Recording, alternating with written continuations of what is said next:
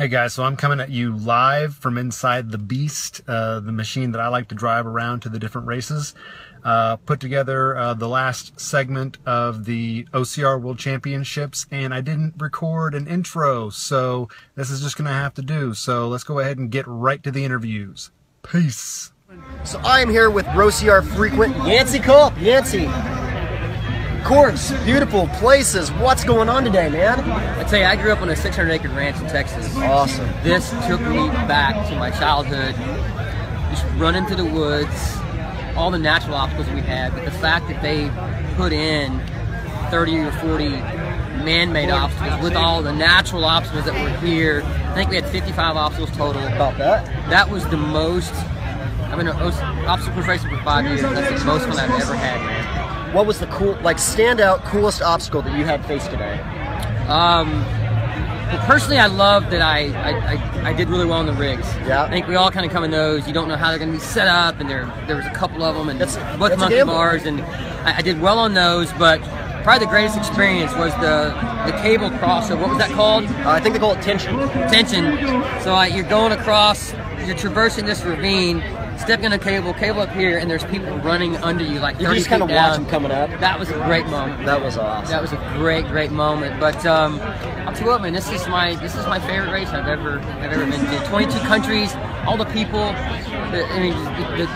The camaraderie here and the fellowship is amazing. And this is my greatest OCR experience right here today, right here.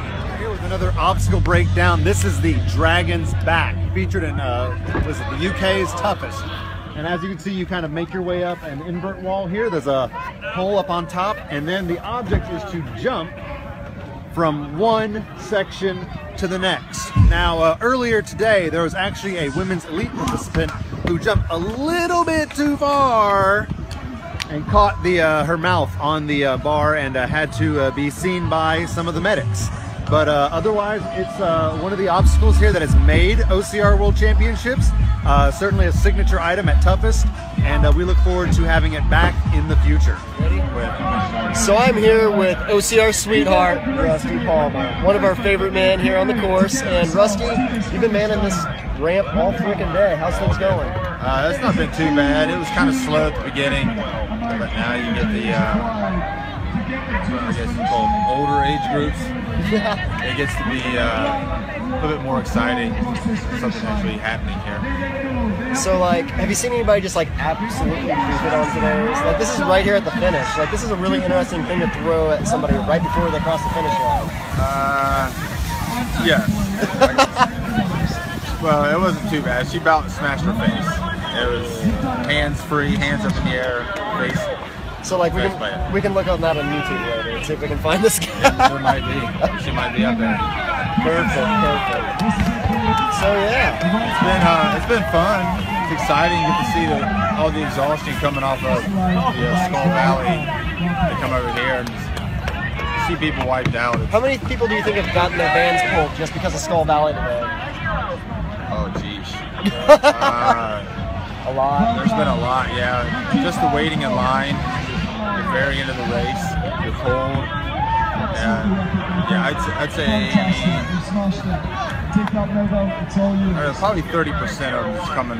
Seriously, 30%? Probably. Learn something new every day. Rolling. So I'm here with Solo, the obstacle racer next door. Hey guys. She knows way too much about obstacle course racing like us. And what did you think about everything today, Solo? Great course. This was very different. So the obstacles were challenging. I love obstacles, so I didn't have trouble. For me, the course lost momentum a little bit. I think between kilometer like 9 and 13, lots of up and down, and I did get a little bit bored. So I found like if we were to look at the obstacle race like a story, like if it was a movie, if we were trying to tell a story with the race, I lost a little bit of an arc. So there was a lot of suspense, and then it just sort of meandered there for a while. It came together at the end, though. It definitely came together. It so came together at the end. And I think that the course also really gave people an opportunity to finish strong. Because the finish wasn't like it was a strong finish. You came out into this opening, everyone was cheering, and the obstacles at the end were not the worst, the hardest, the most failable obstacles, so people could finish on a happy note. Like, On their own note. That's right. Like, you could really just kill it there. So I think that's really fair. So, like, this is your first time at this venue, right? that's right. What do you think? Is it pretty? Is it nice? Is it gorgeous? It's pretty. I'm a big fan of rolling hills. Like, I'm more of a trail runner. I like technical trail. So to me, this was significantly less soul sucking than one death march up. Like a mountain. Right. So that definitely brought a little bit of like variety, the up and down, and Absolutely. I just love technical trail as well. It was an ankle buster. Absolutely. So- That big hill there at the end? Were there rocks falling down on you guys too? Because we Little bit. So I almost caught one or two. I'm gonna be black and blue. Absolutely. So taking that bus. I don't even know anymore, but It was a ankle buster out there for sure. awesome. Favorite obstacle? Favorite obstacle? That's a tough one. I really like the rakes. I'm good at the rakes, and they're just fun for me. I really like the very last section with the combination of ropes and then rope like monkey bars and the traverse. Like that was fun. It was a neat little like change up anyway. It was absolutely. Yeah. Awesome. Well, Solo, thank you so much for your time today. Thank you. So we're here at the tip of the spear once again. This was the obstacle that really knocked out a lot of competition at the very end we saw last year. The big difference between the 2014 and the 2015 we're seeing here, we have ropes all the way across here on the entire thing. Last year it was chains on this half and a traverse on the other half. We've got a bit of a different play on this year, but still, as you can see, it's a big struggle here for everybody this late in the game. We're coming up here to the final gauntlet, and then we're going to cross the finish line, and it's just going to be a great race. So we're here with Margaret doing a double take interview. Yeah, a simultaneous interview. Are we interviewing each other, or are we going to actually interview somebody? I think we're all interviewing each other. Oh, okay. What do you have for breakfast? Me? Yourself? Coffee and Pop-Tarts. Pop-Tarts. So you went Boone on this one, eh? I guess so. I ate whatever was in the RV this morning. That's fair. That's pretty fair. What does Brett keep in the RV? That's a great question. Lots of coffee. Just Lots of coffee and our IT guy. He has not left the RV since 6:30 a.m. He's not allowed out of the RV, actually. Now, when I checked in the RV, there was quite a big stash of Vita Coco. Yes, somebody dropped off some Vita Coco today. Who knows? I don't know. Margaret, what's your favorite part about interviewing people? What's your favorite part about interviewing people? No, you know what it actually is finding out the stories behind people. I like to know who they are as athletes beyond running fast. It's cool if you run super fast, but I think it's way cooler to find out where you came from to make you super fast. Like I think it's super cool that like Cody Moat lives, I got to interview him at his house today. He lives across the street from the school that he teaches at, and goes across the street, and you know, he builds trails all summer. And did you know that also Ryan Atkins owns a trail building company?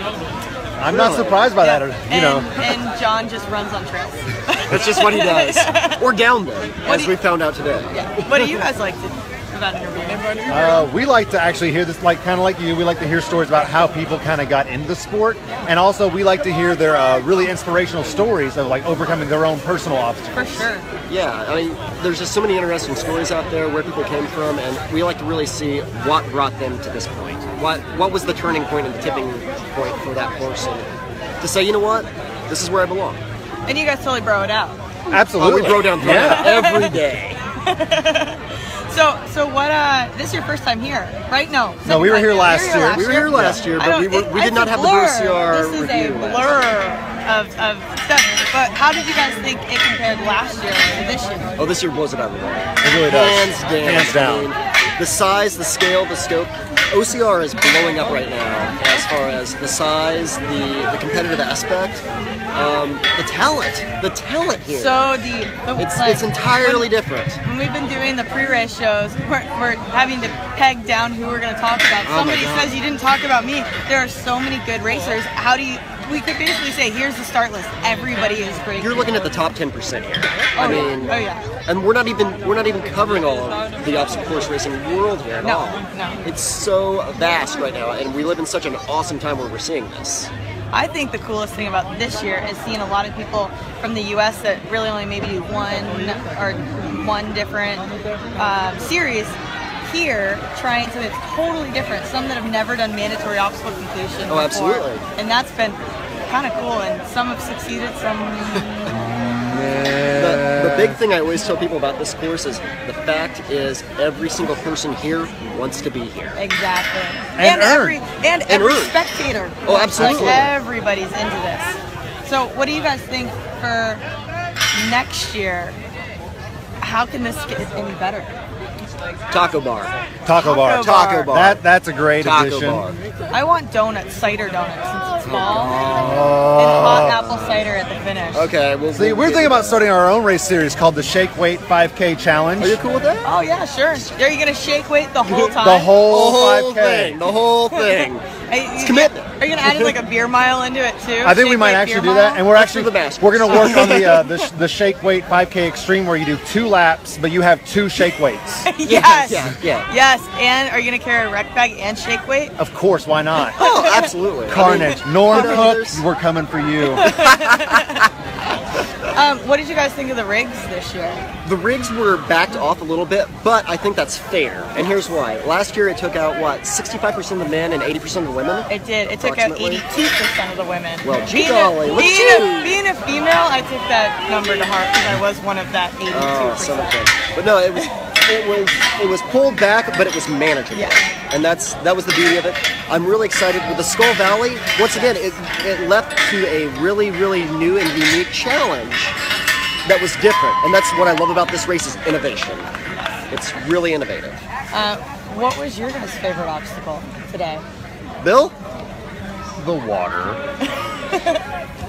So I got hypothermia in Tahoe, so the water was not my jam. But I would absolutely say Skull Valley was just cool. It's just really cool. I think the funniest thing I heard today was John Alvin said, I loved when I hit the water, it made me warm up. I don't know, you guys went That through dude that is a water? sadist. That makes no sense whatsoever. He said the water, I warmed my hands up in the water. I wonder if he peed in the water. He must have peed in the water. He must have peed. I swallowed about a gallon of John Albin pea water. Does it taste like butter cocoa? It tastes better than vitamin. I didn't think that was possible, but it apparently is. magic? Oh my God. It's magic. I ran faster afterwards. Well, Margaret, thank you so Yeah, much. thanks guys. This is fun. Let's do it again. Say Let's joint absolutely- BROCR Mud Run Guide interview. BROCR Mud Run Guide interview. Let's do it in the future. Peace. And that is the first season of the BROCR review. Ceremonially, we're here at the finish line, and it's been a great season. Guys, we've made it. We're gonna make it after all. We have made so many videos on our little iPhones, and we've had fun. Yeah, none of them had wieners. Not a single one. But guys, seriously, thanks for watching, because without your support and your viewership, we wouldn't be here. We've had a blast, we've learned so much, and we are just so excited to see what the 2016 season is going to bring, and just this world. Yeah. So just because our official season is over doesn't mean that we're not going to have content. We're going to keep doing pro tips for your off-season training, and we're also going to keep doing BROCR Heroes. We recorded a lot out here, a lot of great stories that you should definitely check out. And we're also going to have a few little things during the off-season to kind of keep you guys interested in what we're doing. Yeah, we want to keep traffic going, and you can't get rid of us that easy. So We like herpes. Who knows? We might like throw up a Periscope show once a month or something, or I don't know. Maybe we can do things like that. So I've had a lot of fun in the I've had a 5 blast. months that we've been recording this, and we look forward to a little bit longer season next year. And see. maybe some more episodes and some more content.